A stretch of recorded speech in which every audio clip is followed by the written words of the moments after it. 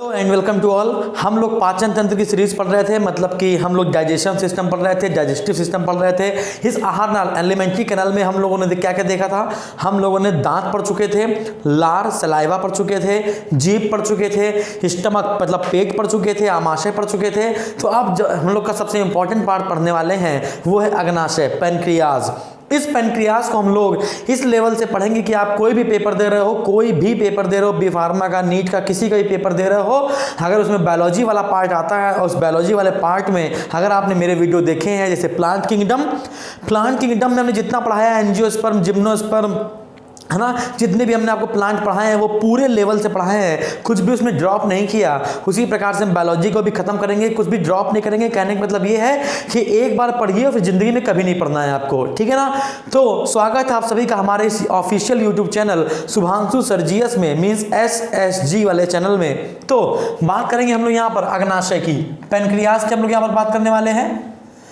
तो यहाँ पर हम लोग बात करने वाले हैं अग्नाशय की, ठीक है। तो अगर देखा जाए अग्नाशय का रंग देखा जाए, पहले बताते हैं आपको अग्नाशय का रंग कैसा होता है। तो अग्नाशय का रंग है गुलाबी।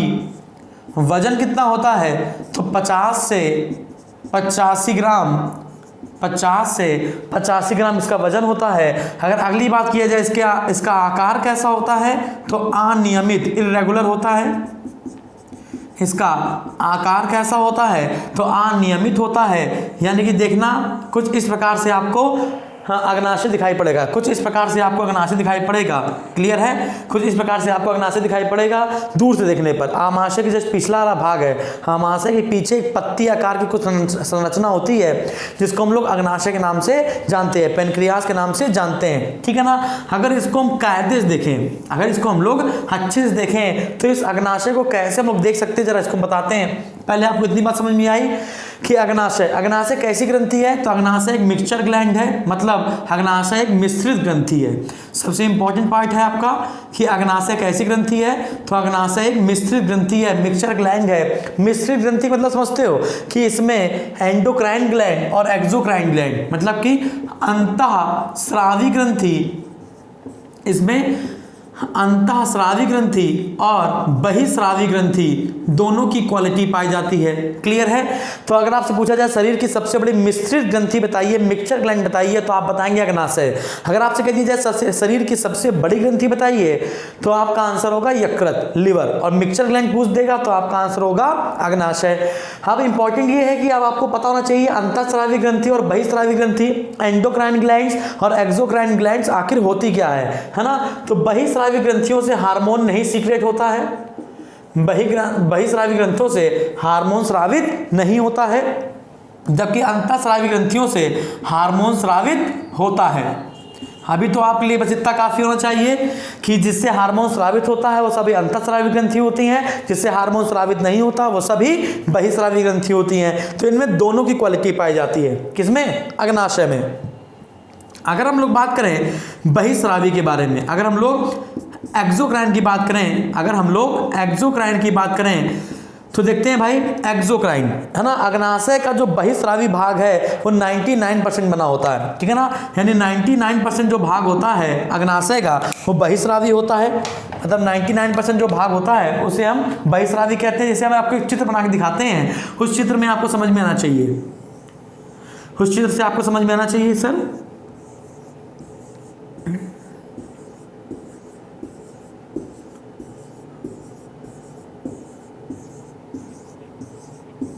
ठीक है। तो अगर हम लोग अग्नाशय को बहुत अच्छी तरह समझा जाए, अगर हम लोग अग्नाशय को अच्छी तरह समझें,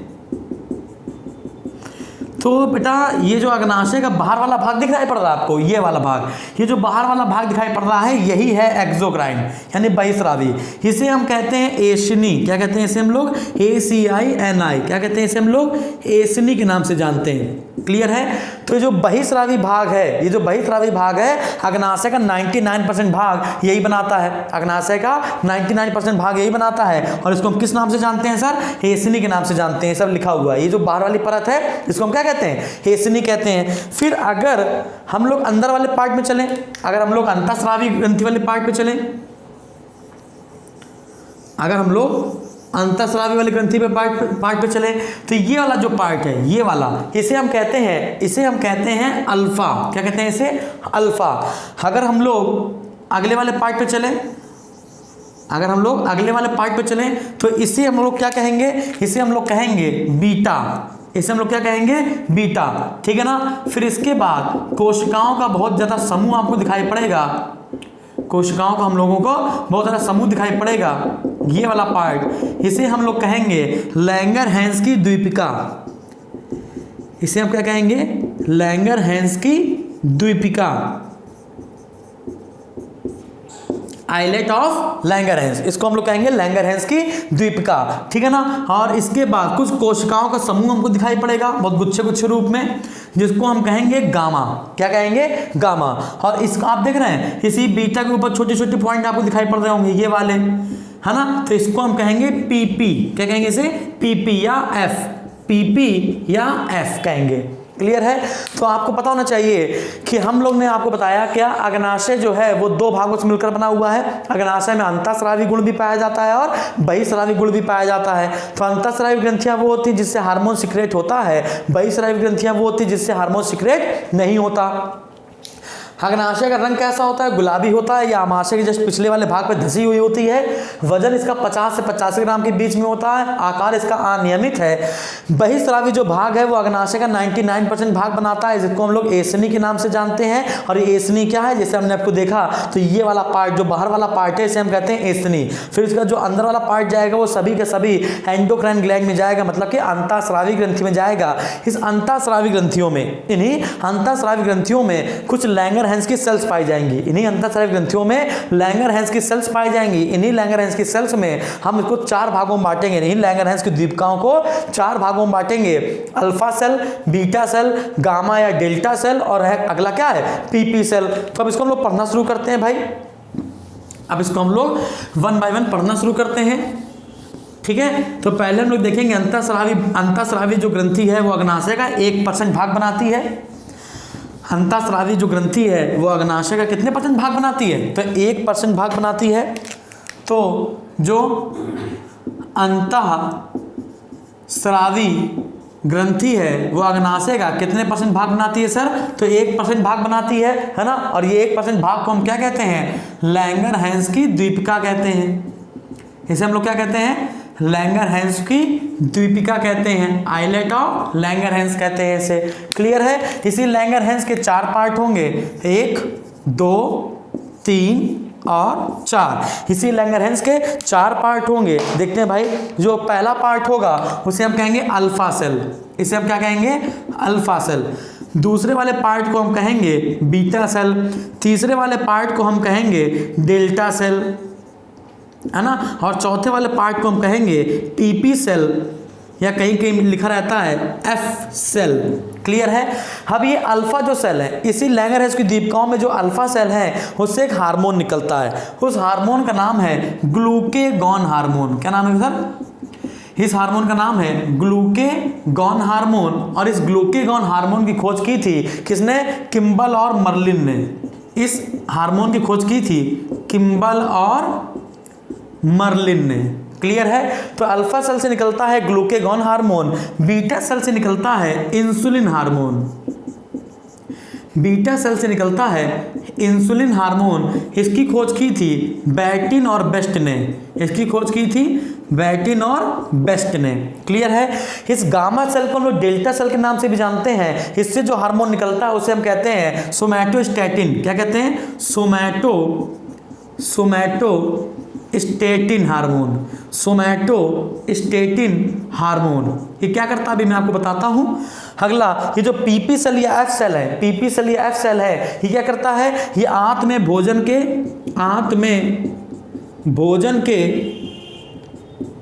के अवशोषण में, आंत में भोजन के अवशोषण में सहायता करता है।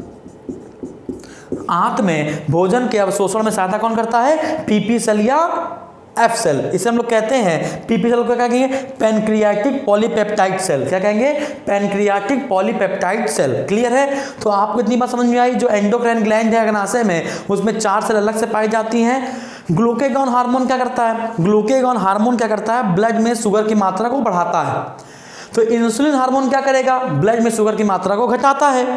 अब इन दोनों पर कंट्रोल कौन करता है? सोमैटोस्टैटिन करता है। सोमैटोस्टैटिन क्या करता है? अल्फा सेल और बीटा सेल को कंट्रोल करता है ना। इसके बाद इस सोमैटोस्टैटिन हार्मोन को कौन कंट्रोल करता है? तो पीपी सेल कंट्रोल करती है। करेक्ट, समझ आया? मतलब ये अपना काम करेगा, ये अपना काम करेगा। इन दोनों को कंट्रोल कौन करेगा? सोमैटोस्टैटिन करेगा।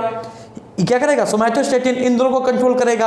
और फिर इसको कंट्रोल कौन करता है? तो पीपी सेल करती है। तो पीपी सेल के बारे में पहले किसी को नहीं पता था, अभी हाल ही में कुछ समय पहले ही पीपी सेल के बारे में हम लोग को पता चला है। तो आप कई किताबें देखेंगे, उस किताबों में पीपी सेल के बारे में बताया नहीं गया है। तो अब हम लोग पढ़ेंगे अल्फा सेल और बीटा सेल, मतलब हम लोग पढ़ने वाले हैं ग्लूकेगॉन हार्मोन और इंसुलिन हार्मोन। अगर ग्लूकेगॉन हार्मोन अगर निकलेगा तो ब्लड में जो शुगर की मात्रा वो बढ़ेगी, और बढ़ेगी तो क्या हो जाएगा? हाइपरग्लाइसीमिया फैक्टर आएगा, मतलब डायबिटीज आपको हो जाएगा। क्लियर है? और अगर इंसुलिन हार्मोन बढ़ेगा तो ग्लूकोज की मात्रा घटेगी तो आपको हाइपोग्लाइसीमिया हो जाएगा। यानी हाइपरग्लाइसीमिया फैक्टर और हाइपोग्लाइसीमिया फैक्टर क्या होता है इसको हम लोग जानते हैं। ठीक है ना? तो रफ करते हैं, इसको जानने की कोशिश करते हैं सर कि ये ग्लूकेगॉन हार्मोन और इंसुलिन हार्मोन के बारे में पढ़ते हैं। समझ में आया होगा आप लोगों को अच्छे से? ठीक है ना? तो बात करेंगे हम लोग किसकी? ग्लूकेगॉन हार्मोन की। ठीक है ना? तो देखते हैं भाई ग्लूकेगॉन हार्मोन से क्या होगा। ग्लूकेगॉन हार्मोन, तो ग्लूकेगॉन हार्मोन क्या करता है? ये क्या करता है? ब्लड में शुगर की मात्रा को बढ़ाता है। ब्लड में शुगर की मात्रा को बढ़ाता है। जब ये ब्लड में शुगर की मात्रा को बढ़ा देगा, है ना, तो क्या हो जाएगा? इससे डायबिटीज हो जाएगा। इससे क्या हो जाएगा? डायबिटीज हो जाएगा। डायबिटीज को हम लोग क्या कहते हैं? धीमी मौत। डायबिटीज को हम लोग धीमी मौत कहते हैं, जबकि हम लोग प्लेग को काली मौत कहते हैं। डायबिटीज हिंदी में क्या कहेंगे? मधुमेह कहेंगे। हिंदी में क्या कहेंगे? मधुमेह रोग कहेंगे। और ये रोग कैसा होगा? आनुवांशिक रोग होता है। याद रखिएगा, जो डायबिटीज होता है वो कैसा रोग होता है? तो आंसर क्या है? आनुवांशिक रोग होता है। याद रखिएगा।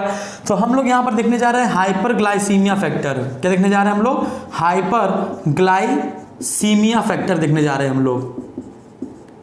ठीक है ना? तो हम लोग यहाँ पर हाइपरग्लाइसीमिया फैक्टर देखेंगे, ग्लाइसीमिया फैक्टर देखेंगे। ठीक है ना? अब इस हाइपरग्लाइसीमिया फैक्टर मतलब कि डायबिटीज फैक्टर देखेंगे। उस डायबिटीज में कई प्रकार की डायबिटीज होगी। पहला क्या होगा? पहला होगा ग्लाइकोसूरिया। क्या होगा? ग्लाइकोसूरिया। फिर दूसरा कौन सा होगा? पॉलीयूरिया। फिर तीसरा क्या होगा? पॉलीडिप्सिया। फिर अगला क्या हो गया? चौथा पॉलीफेजिया। फिर अगला क्या होगा? कीटोयूरिया। कभी लिखा रहता है कीटोनोयूरिया। ठीक है ना? तो ये होगा डायबिटीज के प्रकार। ठीक है? तो हाइपरग्लाइसीमिया फैक्टर में हम लोग को देखना है ग्लाइकोसूरिया, पॉलीयूरिया, पॉलीडिप्सिया, पॉलीफेजिया। ये होता क्या? जरा इसको समझिएगा। ग्लाइकोसूरिया क्या होता है? जब मूत्र विसर्जन के साथ ग्लूकोज ज़्यादा मात्रा में निकलने लगता है। जब मूत्र विसर्जन के साथ क्या होता है कि ग्लूकोज ज़्यादा मात्रा में निकलने लगता है, तो उसे हम कहते हैं ग्लाइकोसूरिया। ठीक है ना? तो इसमें क्या लिखेंगे हम लोग? ग्लूकोज मूत्र के साथ उत्सर्जित होता है। ग्लूकोज मूत्र के साथ उत्सर्जित होता है, इसे हम लोग क्या कहते हैं? ग्लाइकोसूरिया कहते हैं। पॉलीयूरिया क्या होता है? पॉलीयूरिया में क्या होती है कि हम लोग बहुमूत्रता, मतलब हर थोड़े समय में आपको पेशाब का अनुभव होता है ना। अब जब आप बहुमूत्रता हो जाएगी आपके अंदर, मतलब कि वाटर जो होगा वो आपके यूरिन के साथ जब ज़्यादा मात्रा में निकलने लगेगा, तो आपको क्या होगी? पॉलीडिप्सिया हो जाएगी। पॉलीडिप्सिया क्या होती है? अत्यधिक प्यास लगना। तो अगर आपको बहुत ज़्यादा मात्रा में प्यास लग रही है, अगर आपको पॉलीडिप्सिया है तो आपको पॉलीयूरिया जरूर होगी। फिर आता है पॉलीफेजिया। पॉलीफेजिया क्या होती है? अत्यधिक भूख लगना। तो ये सभी डायबिटीज़ के प्रकार हैं सर। अत्यधिक भूख लगना तो क्या हो गया, अत्यधिक भूख लग रही है तो आपको पॉलीफेजिया, अत्यधिक प्यास लग रही है तो पॉलीडिप्सिया, बहुमूत्रता मतलब पॉलीयूरिया, और ग्लूकोज मूत्र के साथ वहन हो रहा है तो मतलब ग्लाइकोसूरिया।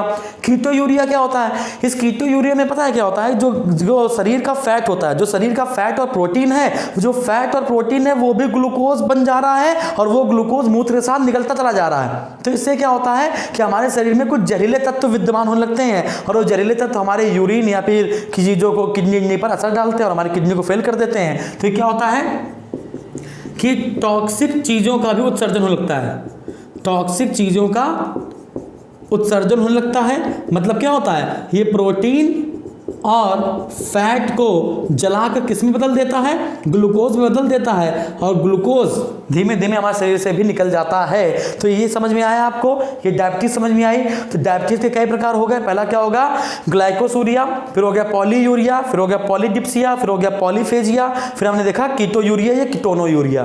क्लियर है। तो अगर हमने आपको ग्लूकेगॉन हार्मोन बढ़ा, अगर ग्लूकेगॉन हार्मोन बढ़ा तो ब्लड में शुगर की मात्रा भी क्या होगी, बढ़ेगी। तो बढ़ेगी तो क्या हो जाएगा, डायबिटीज हो जाएगा। डायबिटीज क्या है, मधुमेह रोग। ये कैसा रोग है, तो आनुवांशिक रोग है। जिंदगी में पहली बार आपने इतने तो डायबिटीज पढ़ी है कि डायबिटीज के इतने प्रकार होते हैं। तो अब हमने ग्लूकेगॉन हार्मोन पढ़ा, तो ग्लूकेगॉन हार्मोन किससे निकलता है, तो अल्फा सेल से निकलता है। ग्लूकेगॉन हार्मोन किससे निकलता है, तो आंसर है अल्फा सेल से निकलता है। तो अब हम लोग पढ़ने जा रहे हैं बीटा सेल। क्या पढ़ने जा रहे हैं सर, हम लोग पढ़ने जा रहे हैं बीटा सेल। तो बीटा सेल से क्वेश्चन क्या बनेगा, तो बीटा सेल से निकलेगा क्या, बीटा सेल से निकलेगा इंसुलिन हार्मोन। जब बीटा सेल से इंसुलिन हार्मोन निकलेगा तो इंसुलिन हार्मोन ब्लड में शुगर की मात्रा को घटाता है ना, ब्लड में शुगर की मात्रा को घटाएगा। जब ब्लड में अगर शुगर की मात्रा घटेगी तो क्या होगा, ग्लूकोज कम हो जाएगा। ग्लूकोज कम हो जाएगा तो हम लोग कार्य करने की क्षमता घट जाएगी और हम लोग को कमजोरी आएगी। और एकदम से इंसुलिन बढ़ेगा तो भी दिक्कत भी है, जरा देखते हैं भाई। तो अगला क्या है, इंसुलिन हार्मोन। अगला क्या है, इंसुलिन हार्मोन। क्या है, बीटा सेल से निकलता है, सिंपल सी बात है। ब्लड में शुगर के लेवल को कम करता है, कम करता है। यानी इसका क्या होगा, हाइपोग्लाइसीमिया इसे कहेंगे। क्या कहेंगे इसे हम लोग, हाइपोग्लाइसीमिया कहेंगे इसे हम लोग। क्या कहेंगे सर, हाइपोग्लाइसीमिया कहेंगे। क्लियर है। तो हाइपोग्लाइसीमिया क्या होता है, जरा देखिएगा कि मान लीजिए एकदम से इंसुलिन हार्मोन बढ़ा। जब एकदम से इंसुलिन हार्मोन बढ़ा तो ग्लूकोज एकदम से खत्म हुआ। जब एकदम से ग्लूकोज का स्तर घटेगा, एकदम से अगर ग्लूकोज का स्तर घटेगा तो क्या होगा कि एकदम से आपकी आई साइट वीक हो जाएगी, जनन क्षमता में कमी आ जाएगी। इसमें रोगी की अचानक से मृत्यु हो सकती है। और एकदम से जब ग्लूकोज कम होगा तो व्यक्ति चक्कर खा के तुरंत गिर जाएगा, क्योंकि ग्लूकोज तो शरीर को मिल नहीं रहा है। और जब ग्लूकोज शरीर को मिलेगा नहीं तो वो बर्न होगा नहीं, एनर्जी मिलेगी नहीं, व्यक्ति चक्कर खा के गिर जाएगा। इसी को जो कमजोरी आना है, चक्कर खा के जो गिर जाना है, आईसाइट वीक हो जाना है, जनन क्षमता में जो कमी हो रही है, इसी को हम क्या कहते हैं, हाइपोग्लाइसीमिया कहते हैं। क्लियर है। तो इसमें क्या होगा, इंसुलिन अगर बढ़ गया, इंसुलिन बढ़ा तो ग्लूकोज कम हो जाएगा।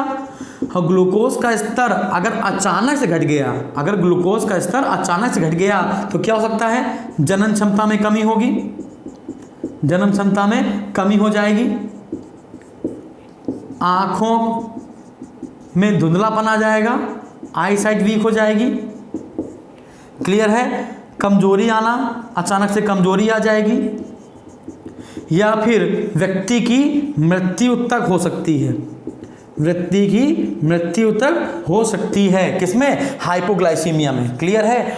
अच्छा, अब क्या है, इंसुलिन का जो इंजेक्शन है, अब आपको याद रखना है जो इंसुलिन हार्मोन है, हार्मोन अधिकतर क्या होते हैं, प्रोटीन होते हैं। ठीक है ना। आपको याद रखना है जो इंसुलिन शब्द है, ये जो इंसुलिन शब्द है प्लस इंसुलिन का जो मॉलिक्यूलर स्ट्रक्चर है, मतलब आणविक संरचना जो है, जो आणविक संरचना है, मॉलिक्यूलर जो स्ट्रक्चर है, और ये जो शब्द है ये किसने दिया था, A.F. सेनगर ने दिया था। याद रखिएगा। तो इंसुलिन नाम का जो टर्म्स है, जो इंसुलिन शब्द है, और जो इंसुलिन का जो आपको पता है आणविक संरचना है, ये दोनों किसने दी है, A.F. सेनगर ने दी है। क्लियर है। अच्छा, ये जो इंसुलिन हार्मोन है, ये जो इंसुलिन हार्मोन है, इसी को ही लैब में पहला प्रोटीन है, लैब में पहला प्रोटीन है जिसे सिंथेसाइज किया गया था, जिसे कृत्रिम रूप से बनाया गया था, जिसे कृत्रिम रूप से बनाया गया था। तो आपसे पूछा जाए कि पहला प्रोटीन जिसको कृत्रिम रूप से बनाया गया था उस प्रोटीन का नाम क्या है लैब में, तो उस प्रोटीन का नाम है इंसुलिन। क्या नाम है भैया? इंसुलिन। याद रखिएगा कि first protein synthesised in laboratory, उसका नाम क्या है? इंसुलिन नाम है। क्लियर है? चलिए, तो अब मैं आपको बता दूं क्या, अगर आप ग्लूकेगॉन का एक हार्मोन पकड़ते हो, एक हार्मोन, अगर ग्लूकेगॉन हार्मोन का एक अणु पकड़ते हो, तो उसको अगर देखोगे तो ग्लूकेगॉन हार्मोन का जो अणु होगा वो ऐसे करके आपको एक चेन के रूप में दिखाई पड़ेगा। वो आपको एक क्या दिखाई पड़ेगा? चेन के रूप में दिखाई पड़ेगा, है ना। और इस चेन में ये अमीनो एसिड होंगे। इस चेन में क्या होंगे? अमीनो एसिड होंगे। इसी प्रकार से आप जब इंसुलिन हार्मोन का एक मॉलिक्यूल या अणु देखोगे तो उसमें आपको दो चेन दिखाई पड़ेंगी, एक चेन ए और एक दिखाई पड़ेगी चेन बी। क्लियर है? ठीक है ना। तो अब क्वेश्चन हम देखते हैं कि इंसुलिन हार्मोन और ग्लूकेगॉन हार्मोन में अंतर क्या होता है। तो पहली बात तो हमने आपको बताई क्या कि ग्लूकेगॉन हार्मोन जो है वो ब्लड में शुगर की मात्रा को बढ़ाता है। दूसरा हमने आपको क्या बताया? इंसुलिन हार्मोन जो है वो ब्लड में शुगर की मात्रा को घटाता है। तो पहले वाले से डायबिटीज हो जाएगा और दूसरे वाले से क्या आ जाएगा? कमजोरी आ जाएगी, आईसाइट वीक हो जाएगी, जनन क्षमता में कमी आएगी, व्यक्ति की मृत्यु तक हो सकती है। तो पहले वाले को हम कहते हैं हाइपरग्लाइसीमिया और दूसरे वाले को कहते हैं हाइपोग्लाइसीमिया, है ना। तो बहुत अच्छे समझिएगा, एक क्या होता है? ग्लूकेगॉन हार्मोन, एक क्या होता है? ग्लूकेगॉन हार्मोन, और एक क्या होता है? Insulin hormone. एक क्या होता है? Insulin hormone. ये क्या करेगा? ब्लड में शुगर के लेवल को, ब्लड में शुगर के लेवल को क्या करेगा? बढ़ाता है। तो ये क्या करेगा? ब्लड में शुगर के लेवल को घटाता है। ठीक है ना। ये ग्लूकेगॉन हार्मोन की खोज किसने की थी? तो आंसर है किम्बल और मर्लिन ने। इसकी खोज की थी किम्बर और मर्लिन ने। इसकी खोज की थी बैटिन और बेस्ट ने। बैटिन और बेस्ट ने। इसे हम लोग कहते हैं हाइपरग्लाइसीमिया। इसे हम लोग कहते हैं हाइपरग्लाइसीमिया। और इसे हम लोग कहते हैं हाइपोग्लाइसीमिया। इसे हम लोग कहते हैं हाइपोग्लाइसीमिया। अच्छा, अब जरा देखिएगा, लिवर की बात करते हैं। तो लिवर में ये तीन चीज़ों को प्रेरित करता है।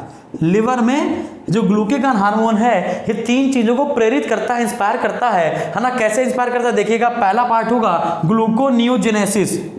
ग्लूकोनियोजेनेसिस इसको प्रेरित करता है, ठीक है ना। दूसरा किसको प्रेरित करता है? दूसरा करता है ग्लाइकोजिनोलाइसिस।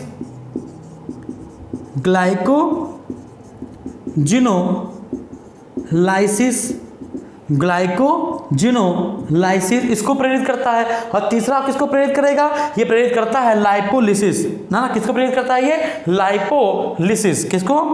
लाइपोलिसिस,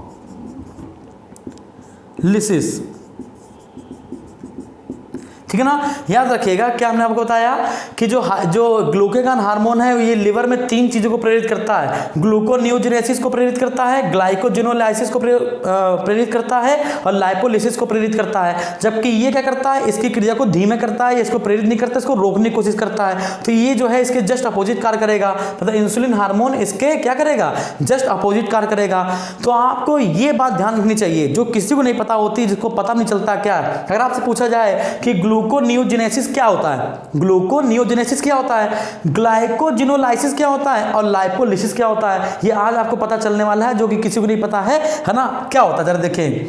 ग्लूकोनियोजेनेसिस क्या होता है? इसमें अमीनो एसिड जो होता है वो ग्लूकोज में बदल जाता है। इसमें क्या होता है? जो अमीनो एसिड होता है वो किस में बदल जाता है? अमीनो एसिड बदल जाता है ग्लूकोज में। तो अमीनो एसिड का ग्लूकोज में बदल जाना क्या कहलाता है? ग्लूकोनियोजेनेसिस कहलाता है ना। मनुष्य में जो ग्लूकोज होता है वो लिवर में ग्लाइकोजन के रूप में संचित होता है। अगर आपसे पूछा जाए मनुष्य में जो ऊर्जा होती है यानी ग्लूकोज होता है वो कहाँ संचित होता है? तो लिवर में संचित होता है। किसके रूप में? ग्लाइकोजन के रूप में। तो ये ग्लाइकोजिनोलाइसिस क्या होता है? ग्लाइकोजन, जब ग्लाइकोजन ग्लूकोज में बदल जाए, जब ग्लाइकोजन ग्लूकोज में बदल जाता है तो इसे कहते हैं ग्लाइकोजिनोलाइसिस कहते हैं, लेकिन जब अमीनो एसिड ग्लूकोज में बदल जाता है तो इसको हम लोग ग्लूकोनियोजेनेसिस कहते हैं। लाइपोलिसिस क्या होता है? जब लिपिड मतलब कि जब वसा जो होती है वो वसी अम्लों में बदल जाए, जो वसा होती है अगर वो वसी अम्लों में बदल जाए तो इसे हम कहते हैं लाइपोलिसिस। क्या कहते हैं सर? लाइपोलिसिस। इतनी आपको बात समझ में आई? मतलब कि हर चीज में ग्लूकोज ही मात्रा में बढ़ाएगा, मतलब ब्लड में जब ग्लूकोज की मात्रा बढ़ाएगा तो ग्लूकोज करना भी तो पड़ेगा। तो ग्लूकेगन हार्मोन बार बार सभी चीजों से क्या मांगता रहता है? ग्लूकोज मांगता रहता है। क्या मांगता रहता है? ग्लूकोज। देखो अमीनो एसिड से ग्लूकोज मांग लिया, ग्लाइकोजन से ग्लूकोज मांग लिया, और वसा से भी धीमे से क्या मांग लेगा? वसा को, प्रोटीन को जला जला कर क्या मांग लेगा? ग्लूकोज मांग लेगा। बात समझ आ रही है? तो ग्लूकागॉन हार्मोन इतना खतरनाक होता है। इतनी बात आपको समझ में आई? मतलब ये बढ़ा कर ही रहेगा ब्लड में शुगर की मात्रा को और आपको मार कर ही रहेगा, डायबिटीज आपको देकर ही रहेगा। अच्छा, क्वेश्चन क्या है कि जब डायबिटीज हो जाती है मतलब इंसुलिन हार्मोन कम हो गया होगा, इंसुलिन हार्मोन की कमी से व्यक्ति को डायबिटीज होगा, ये बढ़ेगा ये कम होगा, तो सिंपल सी बात है, तो क्या होगा? आपको डायबिटीज होगी। तो जो इंसुलिन हार्मोन का इंजेक्शन है ये हम लोग ऐसे ओरली क्यों नहीं लेते हैं कि ऐसे हम लोग ने पी लिया खा लिया? तो इंसुलिन इंजेक्शन का जो होता है वो हमको ऐसे त्वचा में ही उठा उठा कर क्यों दिया जाता है? तो याद रखिएगा इंसुलिन हार्मोन का अगर हम लोग ओरली, क्योंकि प्रोटीन है ना, इंसुलिन हार्मोन क्या है? एक्चुअली में प्रोटीन है। जब इसको हम ओरली लेते हैं तो ये अन्य प्रोटीन की तरह ही पच जाता है। जैसे पेप्सिन हो गया, नहीं बता देना, पेप्सिन क्या करता है? प्रोटीन को पचा लेता है। पेप्सिन, इरेप्सिन, ट्रिप्सिन, इन सब का काम क्या? प्रोटीन को तोड़ो पचा लो, प्रोटीन को तोड़ो पचा लो, है ना, और धीमे से ऊर्जा दे दो। तो इंसुलिन भी यही एक नॉर्मल प्रोटीन की जैसे ही हम लोग ले लेंगे तो नॉर्मल प्रोटीन जैसा ही काम करेगा, तो ये अग्नाशय के पास नहीं पहुंचेगा, ध्यान रखिएगा, ठीक है ना। इंसुलिन को हम ओरली क्यों नहीं लेते? तो आप आंसर क्या बताओगे? क्योंकि फिर यह अन्य प्रोटीन की तरह ही कार्य करेगा, अन्य प्रोटीन की तरह ही कार्य करेगा, है ना। कोशिकाओं में वृद्धि और उसकी टूट फूट में सहायता करेगा, टूट फूट में बचाने में सहायता करेगा, उसकी मरम्मत में सहायता करेगा, ठीक है। तो हम लोग को ऐसा प्रोटीन नहीं चाहिए, हम लोग का जो काम है एक्चुअली में इस प्रोटीन का, उसको कैसे पहुंचाया जाए, इसलिए हम लोग खाने से पहले उसके इंजेक्शन लगवा लेते हैं। इतनी बात आपको समझ में आई सर? अगर इतनी बात आपको समझ में आई तो मैं आपको एक बात और बताना चाहता हूं कि इंसुलिन हार्मोन में कौन सा एलिमेंट पाया जाता है। ये है क्लास ऑफ द डे। अगर आपसे पूछा जाए बताइए इंसुलिन हार्मोन में, अगर आपसे पूछा जाए कि इंसुलिन हार्मोन में पाया जाने वाला एलिमेंट बताइए, तो इंसुलिन हार्मोन में पाया जाता है जस्ता। सिविल का क्वेश्चन है, कई बार पेपर में आया, तो पीसीएस के पेपर में भी आ सकता है ना। क्या कि इंसुलिन हार्मोन में हम लोग को कौन सा एलिमेंट मिल जाता है? तो आंसर है जस्ता मिल जाता है। इतने क्लियर है? चलिए, अगर हम लोग ग्लूकेगॉन हार्मोन का अगर एक अणु पकड़ लें, अगर हम लोग ग्लूकेगॉन हार्मोन का एक अणु पकड़ लें तो जो अणु होता है वो पॉलीपेप्टाइड की एक चेन होती है। क्लियर है? उसी प्रकार से अगर हम लोग इंसुलिन हार्मोन का एक अणु पकड़ लें तो एक चेन होती है, लेकिन वो दो भागों में बटी होती है, चेन ए और चेन बी, ठीक है ना। यानी ये जो चेन ए और बी है ये अमीनो एसिड के ही बने होंगे। तो पहले मैं क्या करता हूँ, इसको रफ करता हूँ, ठीक है ना। रफ करने से क्या होगा, इसका आप स्क्रीनशॉट लीजिए जल्दी से, ठीक है। इसलिए थोड़ा सा किनारे लिखता हूं मैं ताकि आपको स्क्रीनशॉट लेने में मदद मिल सके। आपको ग्लूकोनियोजेनेसिस और ग्लाइकोजिनोलाइसिस के मतलब समझ में आया? तो याद रखिएगा क्या, अगर हम लोग ग्लूकेगॉन हार्मोन का अगर पकड़ते हैं एक अणु, हार्मोन का अगर एक अणु पकड़ते हैं, है ना, तो उसमें एक दो ऐसे करके एक पॉलीपेप्टाइड की चेन होती है, उसमें एक पॉलीपेप्टाइड की चेन होती है। और इस चेन में देखा जाए तो टोटल 29 अमीनो एसिड होते हैं। कितने अमीनो एसिड होते हैं? 29 अमीनो एसिड होते हैं, याद रखिएगा। लेकिन अगर इसी के उल्टा अगर हम लोग इंसुलिन हार्मोन, इसी को उल्टा क्या कर दें, इंसुलिन हार्मोन देख लें, इसी को उल्टा अगर हम लोग इंसुलिन हार्मोन देख लें तो इंसुलिन हार्मोन, अगर हम लोग इंसुलिन हार्मोन का एक अणु पकड़ लें तो उसमें जो चेन होगी वो कुछ इस प्रकार से होगी,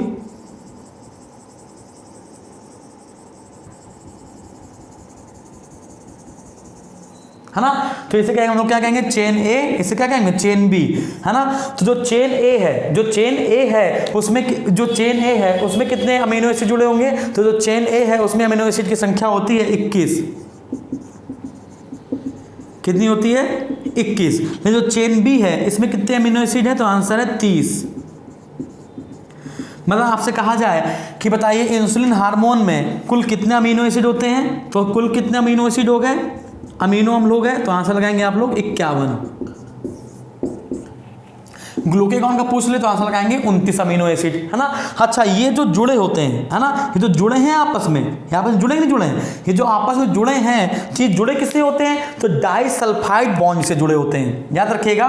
तो अगर आपसे पूछा जाए ये जो चेन है, ये जो श्रृंखला है, ये जो श्रृंखला है, ये किससे जुड़ी होती है ना, तो आपको आंसर लगाना है क्या, डाइसल्फाइड बंध से, डाइसल्फाइड बंध।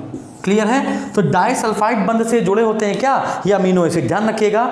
तो हमने आपको जितना पढ़ाया है, हमने आपको जितना अग्नाशय पढ़ाया है, जितना ग्लूकेगॉन हार्मोन या फिर जितना हमने इंसुलिन हार्मोन पढ़ाया है, दावे के साथ कह सकते हैं कोई भी किताब उठा लेना आप, चाहे वो अगर आपके पास जो मन पसंदीदा आपकी किताब है, जैसे कि मान लो टाटा मैग्राइल हो गई, है ना, या मान लो कुछ भी, मान लो लूसेंट पूसेंट, तो बहुत दूर की बात है, तो ठीक है। तो अगर आप समझते हो कि आप बहुत होशियार हो या फिर आपके पास बहुत अच्छी किताबें हैं, तो आपको इस लेवल से पढ़ना है। जब आप इस लेवल से पढ़ोगे तो सारे लेवल आपके सामने फीके लगेंगे, क्योंकि आपको इससे ज़्यादा कुछ है नहीं, इससे तो डॉक्टर नहीं पता होगा। अगर डॉक्टर पता होगा तो भी आप डॉक्टर से शास्त्रार्थ तो कर लोगे कि भैया हमको भी पता है, चलिए खेल लेते हैं, एक बार आप ग्लूकेगॉन हार्मोन बता दें, एक बार हम ग्लूकेगॉन हार्मोन बता दें, एक बार आप इंसुलिन हार्मोन बता दो, एक बार हम इंसुलिन हार्मोन बता दें। हम भी बता सकते हैं कि इंसुलिन हार्मोन ओरली क्यों नहीं लिया जाता है, इंजेक्शन क्यों लिए जाते हैं, आपको भी पता है। तो मैं आपसे बता रहा हूँ कि बस आप मेरे साथ बने रहिए, जितनी जानकारी सबको होगी उससे कई गुना जानकारी आपको होगी। क्लियर है। तो आज के लिए इतना काफ़ी है, ये बात आपको समझ में आया कितने अमीनो एसिड होते हैं, तो आज इतना काफ़ी है। Thank you.